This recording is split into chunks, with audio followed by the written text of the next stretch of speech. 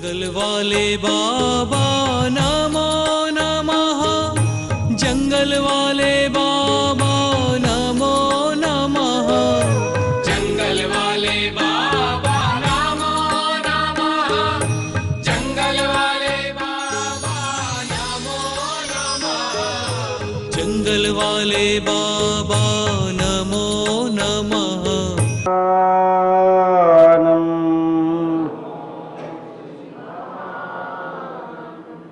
नमो आयिर्यानम्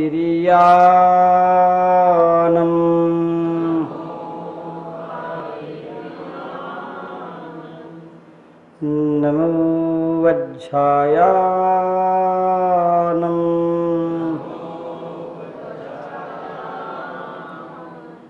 नमो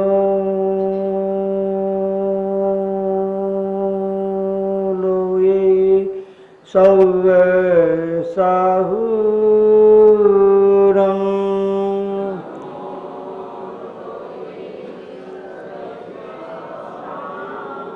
पंच परमेष्टि भगवान की, अनंतानंत सिद्ध परम भगवान की, 24 तीर्थंकर भगवान की, अहिंसा में विश्वधर की, आचार्य कुंद कुंद भगवान की, संत शिरोमणि आचार्य गुरुवर श्री विद्यासागर जी महाराज की,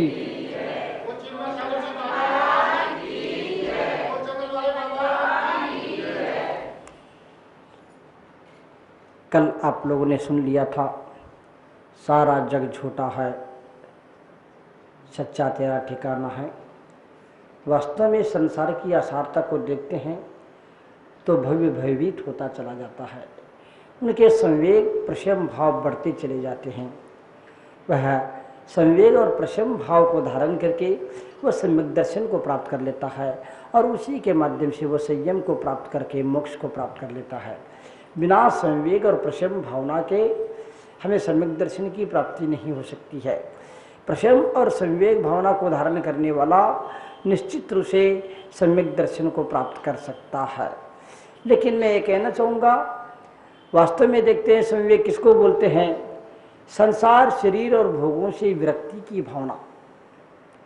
संसार शरीर और भोगों से विरक्ति की भावना संवेग है। प्रशम प्रशम क्रोधादि कषा है। क्रोध, मान, माया, लोभ आदि का उपशमन की भावना। क्रोध आते हुए क्रोध को दबाना, क्रोध नहीं करना अथवा लोभ नहीं करना, ये सब क्या है? प्रशम भाव है। क्रोध, मान, माया, लोभ इनके तीव्रता को कम करना, इनको तीव्र नहीं होने देना आदि प्रशम भाव में आ जाते हैं। और संसार शरीर और भोगों से विरक्ति की भाव होना ये संवेग भावना है। ये भव्य ही इस प्रकार की भावना को भा सकता है। भव्य ही शरीर, संसार शरीर और भोगों से भयभीत हो सकता है। हर व्यक्ति संसार शरीर भोगों से भयभीत नहीं हो सकता है। बंधुओं, यदि हर व्यक्ति शरीर, संसार और भोगों से भयभीत हो जाए तो सब मोक्ष को चले जाएंगे। किंतु भव्य जीव में भी निकट भव्य जो होता है वही क्या कर सकता है? संवेग और प्रशम भावना को धारण कर सकता है। और संवेग और प्रशम भावना को धारण करने वाला ही क्या कर सकता है? धर्म कर्म कर सकता है, सत्कर्म कर सकता है, सन्मार्ग से चल सकता है। अन्यथा सन्मार्ग से चलना संभव नहीं। कितने लोग भाग रहे हैं संसार में? कितने लोग चल रहे हैं? कौन कौन किस किस दिशा में जा रहा है? कौन कौन किधर जा रहा है? क्या संवेग, प्रशम और अनुकंपा के साथ चल रहे? क्या नहीं। प्रशम, संवेग, अनुकंपा और आस्तिक्य सम्यक दृष्टि के 4 लक्षण होते हैं। किंतु आचार्यों ने कहा ये लक्षण जहाँ पाए जाते हैं वहाँ सम्यक दर्शन हो, ये कोई नियम भी नहीं है। लेकिन जहाँ सम्यक दर्शन होगा ये 4 लक्षण अवश्य विद्यमान होंगे। कौन कौन से? प्रशम, संवेग, अनुकंपा और आस्तिक्य। जीवों पर करुणा करना अनुकंपा है। आस्तिक्य 7 तत्वों पर 6 द्रव्य, 7 तत्व, 9 पदार्थ आदि में दृढ़ श्रद्धान करना आस्तिक्य भावना है। इस प्रकार से मैं ये बोल रहा था आप लोगों के लिए, कितने भाग रहा है संसारी प्राणी? कौन कौन चल रहा है, किधर चल रहा है? कोई सन्मार्ग से चल रहा है क्या? कितने भागते हुए भी सब चल रहे, लेकिन बावजूद भी सन्मार्ग से चल सकता है। कितने भी विकट में क्यों न हो, कितने ही विकट में, दुर्गम स्थिति में क्यों न हो, विकट स्थिति में क्यों न हो, लेकिन फिर भी जो भव्य होता है, प्रशम संयोग अनुकंपा को धारण करता है, वह व्यक्ति निश्चित रूप से विकट परिस्थिति में सन्मार्ग से चल सकता है। लेकिन सुगम होने के बाद भी, सब कुछ होने के बाद भी सब सन्मार्ग से चले, कोई नियम नहीं है। हर व्यक्ति की वश की बात नहीं कि सब सन्मार्ग से चले। आपके परिवार में इतने लोग हैं, सब लोग सन्मार्ग से चले, कोई नियम नहीं है।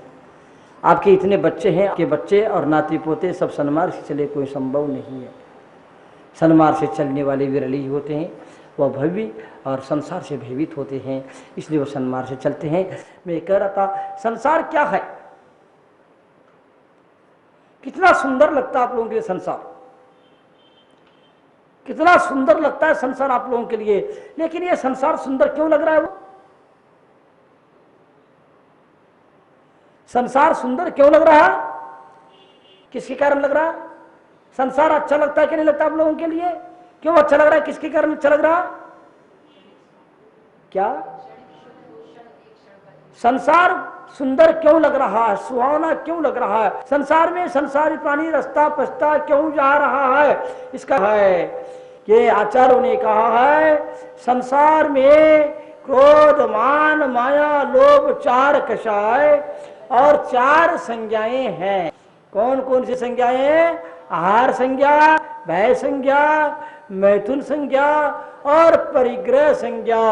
ये चार संज्ञाएं और चार कषाय के कारण ये संसार सुंदर और सुहावना लगता है। ये सुंदर संसार का महल किस पर खड़ा है? चार कषाय रूपी खंबे पर खड़ा हुआ है और चार संज्ञा रूपी चार खंभों पर खड़ा है। ये संज्ञाएं और चार कषाय समाप्त हो जाए, संसार इतना आसार लगता है, इतना आसार लगता है, इतना बेकार लगता है, इसमें कहीं भी सार नजर नहीं आए। लेकिन यदि अच्छा लग रहा है, क्रोध के मान के माया के कारण, लोभ के कारण, आहार संज्ञा, भय संज्ञा, मैथुन संज्ञा, परिग्रह संज्ञा के कारण संसार सुंदर लग रहा है। ये सब समाप्त हो जाए, संसार की सुंदरता समाप्त। तुम्हारा सजावट तुमको सुंदर क्यों लग रहा है? बोलो। तुमने अच्छे कपड़े पहन लिया, अच्छे क्रीम लगा लिया, अच्छे काम किया, अच्छे कटिंग और सेटिंग कर लिया, तुम सुंदर क्यों लग रहे हो? तुमको सुंदर क्यों लग रहा है? क्योंकि विषयों के कारण, आहार भय मैथुन आदि संज्ञाओं के कारण। बंधु, ये चार संज्ञाएं समाप्त हो जाए और चार कषाय समाप्त हो जाए, क्या रखा है संसार में? कहाँ सुंदरता आएगी? बोलो। संसार कैसा लगता है बताओ? आपके घर में आज सजावट होती है, किसके साथ, किससे सजावट करते हैं आप लोग? प्लास्टिक की फूलों से सजावट कर लेते हैं। किससे? प्लास्टिक की फूलों से सजावट होती है।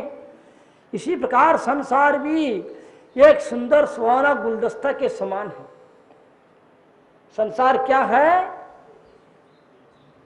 रंग बिरंगे फूलों से भरा हुआ एक सुंदर गुलदस्ता के समान है, लेकिन वो प्लास्टिक के फूलों की गुलदस्ता के समान है। इसमें सुंदरता तो है लेकिन खुशबू नहीं है। ये तुम्हारे संसार है। तुम सुबह से शाम तक उसमें उलझ करके भटक करके आ जाते, पुनः शाम को थक जाते हैं, कोई सार नजर नहीं आता है। पुनः सुबह उठ करके पुनः चल देते उसी को खोजने के लिए, उसी में राग रस लेने के लिए। लेकिन ये दैनंदिन क्रिया चलती चलती अनादि काल व्यतीत हो गया, अनंत काल व्यतीत हो गया, लेकिन कहीं भी आज तक इसमें नहीं आया है।